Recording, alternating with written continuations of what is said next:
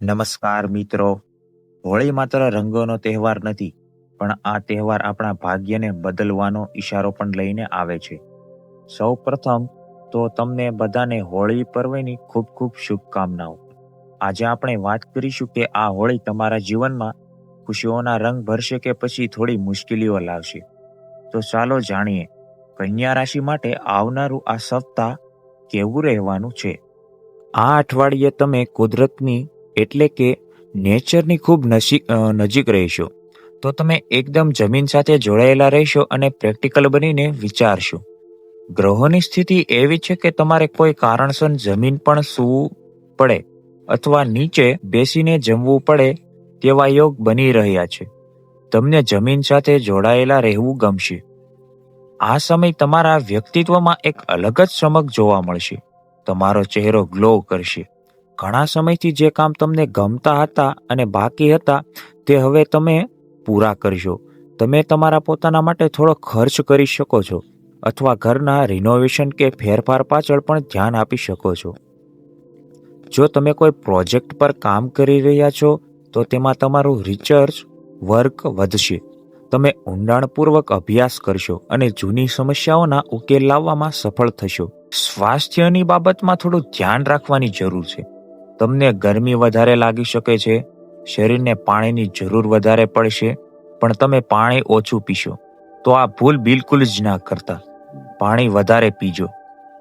આ ઉપરાંત પેટને લગતી તકલીફો જેવી કે ગેસ કે બ્લોટિંગ, એને કહેવાય આપણે આફરો, તમને હેરાન કરી શકે છે. માટે ખાવા પીવામાં થોડું ધ્યાન રાખવું. નોકરી કરતા લોકો માટે આ સમય મુસાફરીના યોગ બની શકે છે. ઓફિસના કામથી તમારે ક્યાં દૂર જવું પડે અથવા આવવા જવામાં સમય વધારે બગડે તેવું બની શકે છે. પણ સારી વાત એ છે કે તમે જે પણ કામ કરશો તેમાં તમારી ક્રિએટિવિટી દેખાશે. તમારું માન સન્માન વધશે અને કદાચ કોઈ એવોર્ડ કે પ્રશંસા પણ મળી શકે છે. જો તમે નવી નોકરી શોધી રહ્યા છો તો આ સમય તમારા માટે સારો છે.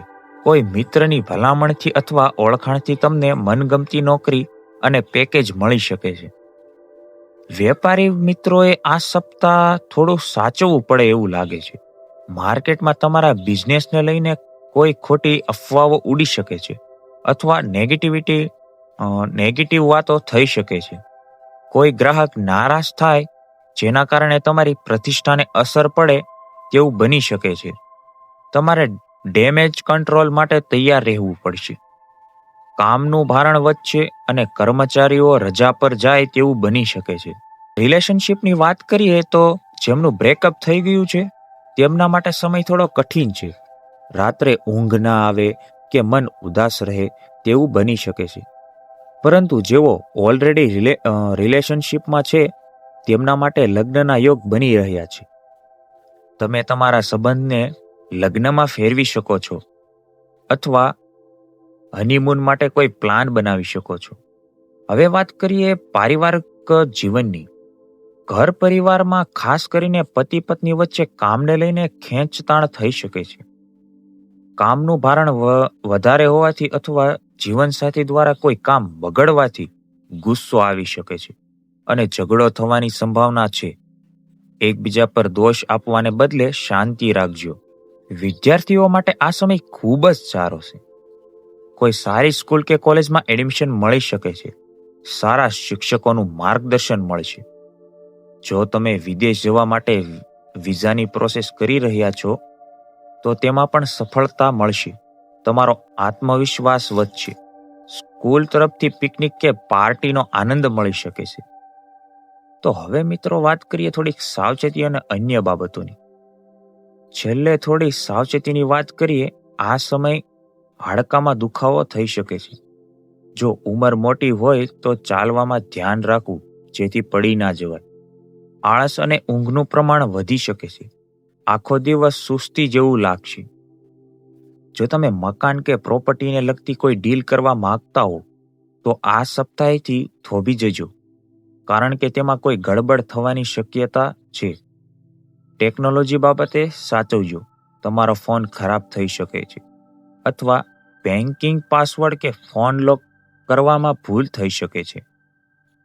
કોઈ બીજું તમારો ફોન ખોલવાનો પ્રયત્ન કરે અને લોક થઈ જાય તેવું બની શકે છે.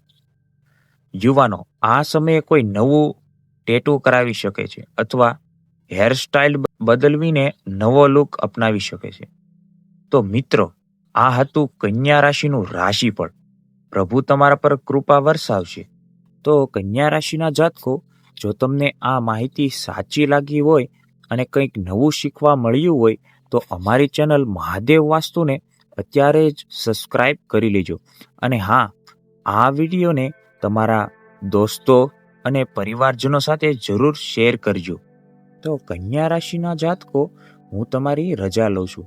ત્યાં સુધી હસતા રહો, સુખી રહો, ધ્યાન રાખજો. જય શનિદેવ, જય શ્રી કૃષ્ણ.